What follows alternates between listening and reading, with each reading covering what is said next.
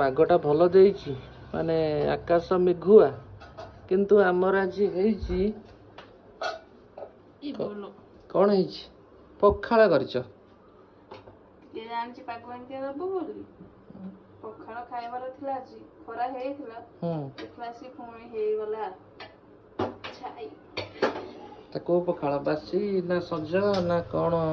ନାଇଁ ବାସି ବାସି ସଜ ପଖାଳ ହେଲେ ତ ଆମର ଦହି ପଖାଳ ହୁଏ ଆଉ ଦହି ପଖାଳ ହେଲେ ହେଇଥାନ୍ତା ଦହି ପଖାଳ କଣ ପାଇଁ କରିବି ଭାତ ବସେଇକି କଣ ପାଇଁ ଗରମ ଭାତ ଡାଲି ନ ଦେଇଦେବି ଏତେ ପ୍ରକାର ତ ସବୁ ହେଇଛି ହଉ କଣ କରିଛ ପଖାଳକୁ ବାସି ପୁରା ଆଜି ହେଇଛି ପଖାଳ ବାସି ପଖାଳ ହଉ ହଉ ବାସି ପଖାଳକୁ କଣ କରିଛ ଶାଗରୁ ଆରମ୍ଭ ଏଟା କୋଉ ଶାଗ ଖଡା ଶାଗ ରସୁଣ ଫୁଟା ହେଇକି ହେଇଛି ଖଡା ଶାଗ ଭଜା ଆଚ୍ଛା ଏପଟେ କଣ ରହିଲା ଏମିତି ପାଗ ପାଣି ଆଳୁ ପୋଡା ହେଇଛି ସାରୁ ପୋଡା ହେଇଛି ଏଟା ପୋଡା ହଁ ପୋଡା ଗୁଡା ଆଳୁ ପୋଡା ସାରୁ ପୋଡା ଏପଟେ ବାଇଗଣ ପୋଡା ଛାତରୁ ଯୋଉ ଭେଣ୍ଡି ଗୁଡା ଆଣିଥିଲେ ସେ ଭେଣ୍ଡି ଗୁଡା ହେଇଛି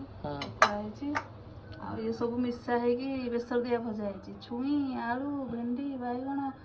ଆଉ କଦଳୀ ଏମିତି ଆଉ ଇଏ ଆଳୁ ଭଜା ଏଟା ତମ ପାଇଁ ଅଲଗା ତମେ ତ ଏଗୁଡା ତମର ଭକ୍ଷଣ ହବନି ମୁଁ ଜାଣିଛି ଆଉ କଣ କରୁଛ କଲରା ଚିପ୍ସ